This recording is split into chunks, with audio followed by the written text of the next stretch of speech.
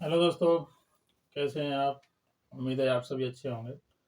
आज आइए एक हिंदी का टॉपिक स्टार्ट करते हैं, जिसको कहते हैं कारक। कारक कई बार पढ़े होंगे आपने, लेकिन आज एक नई ट्रिक के साथ और नए तरीके से सीखते हैं। आइए शुरुआत करते हैं। तो पहले अपन जानते हैं, अपन पढ़ चुके हैं, कारकों की संख्या 8 होती है। कर्ता, कर्म, करण, संप्रदान, अपादान, संबंध, अधिकरण और संबोधन। 8 तरह के कारक होते हैं। इनकी 8 ही इनकी चिन्ह जो होते हैं वो लिखे जाएंगे इधर, विभक्ति, और इनका क्या अर्थ होता है वो है जानेंगे। कृपया चैनल पर नए हो तो सब्सक्राइब करें। आइए स्टार्ट करते हैं। पहले इनकी चिन्ह लिख लेते हैं या कारक लिख लेते हैं। कारक चिन्ह क्या होते हैं? कर्ता का होता है ने, कर्ता ने कर्म को करण से के द्वारा, संप्रदान, संप्रदान आता है इसके बाद। संप्रदान का होता है को और के लिए।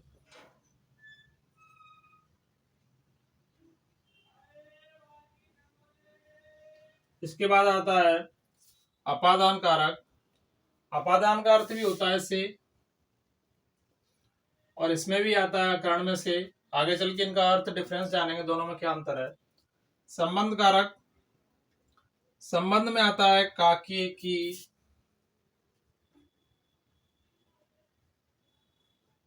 रा, रे, री, इस तरह के जो शब्द आएंगे। इसके बाद आता है अधिकरण। अधिकरण में आता है मैं या पर, और संबोधन कारक में आएगा जो संबोधन वाले शब्द होते हैं, जैसे हे, अरे, इस तरीके शब्द आते हैं। ये अपने कारक थे, ये कारक के चिन्ह थे। कौन से कारक चिन्ह को कैसे प्रयोग किया जाता है, आइए उनका अर्थ जानते हैं। तो अर्थ में क्या था? पहला दिया था अपना कर्ता। कर्ता कारक जो है उसकी विभक्ति आपको पता है कि ने है। तो कर्ता होता क्या है? कर्ता होता है काम करने वाला।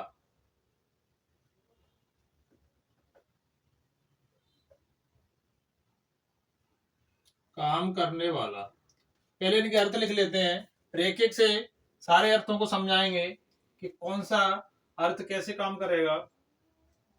दूसरा होता है इसमें कर्म कारक।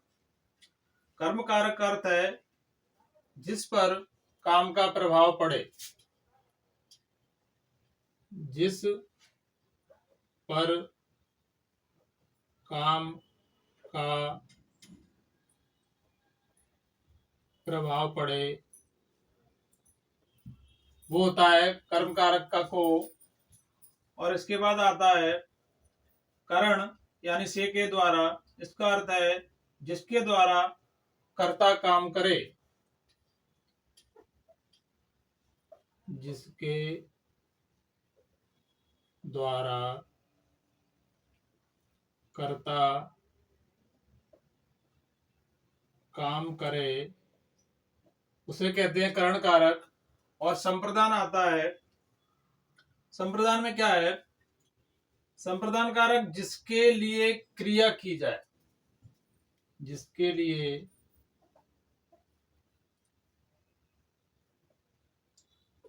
क्रिया की जाए, वो होता है अपना संप्रदान कारक। और इसके बाद आता है संप्रदान कारक। संप्रदान का होता है करण हो गया, जिसके द्वारा कर्ता काम करे। संप्रदान का हो गया जिसके लिए क्रिया की जाए। अब इसके बाद आता है अपादान। अपादान मतलब होता है जिससे अलगाव हो। ये अभी समझेंगे इसका अर्थ। जिससे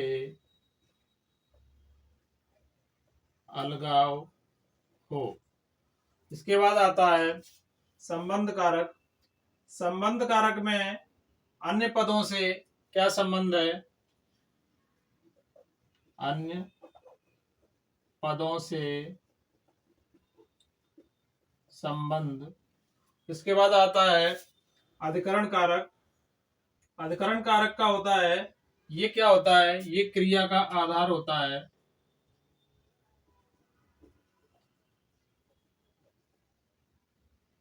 इसके बाद लास्ट में आता है संबोधन कारक। संबोधन कारक क्या है, किसी को पुकारना या बुलाना।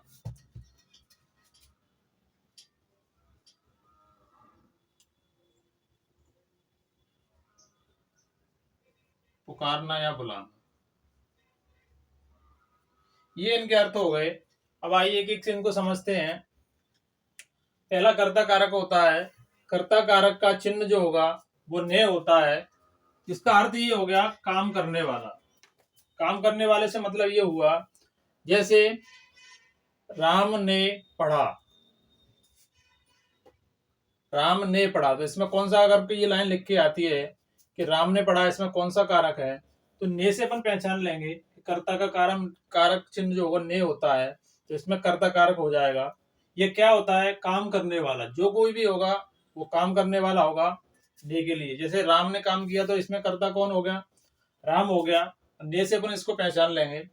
दूसरा आता है इसमें कर्म कारक, जिसका चिन्ह होता है को। इसको, इसका मतलब ये हो गया जिस पर काम का प्रभाव पड़ेगा। जिस पे काम का प्रभाव पड़ेगा वो होगा अपना कर्म कारक, जिसका चिन्ह होता है को। जैसे मुझको घर जाना है, को कारक आ रहा है जिसका प्रभाव काम पर पड़ रहा है। तीसरा वाला आता है इसमें करण कारक। करण कारक को पहचानेंगे से या के द्वारा, लाइन में जहां पे अपन को कहीं मिल रहा है। जब को मिल रहा है तो समझ जाएंगे कर्म कारक है। और करण कारक के लिए से या के द्वारा, जैसे राम के द्वारा या उससे, इससे, ये से आता है या के द्वारा आता है, यानी जिसके द्वारा कर्ता काम करता है उसको करण कारक कहते हैं। इसके बाद आता है संप्रदान कारक। संप्रदान कारक को या के लिए, जिसके लिए क्रिया की जाए, जिसके लिए कोई काम किया जाएगा उसको कहेंगे संप्रदान कारक। और इसकी ये चिन्ह होता है को या के लिए, ये लाइन में कहीं मिल रहा है आपको, तो ये संप्रदान कारक हो जाएगा। अपादान कारक से, यहाँ करण कारक भी से। इसमें ये अंतर है कि अपादान कारक किसी भी चीज से अलग होता है। जैसे पेड़ से पत्ता गिरा है, यानी पेड़ से पत्ता अलग हुआ है, जहां पे अलगाव की स्थिति होगी वहां पे माना जाएगा अपना अपादान कारक।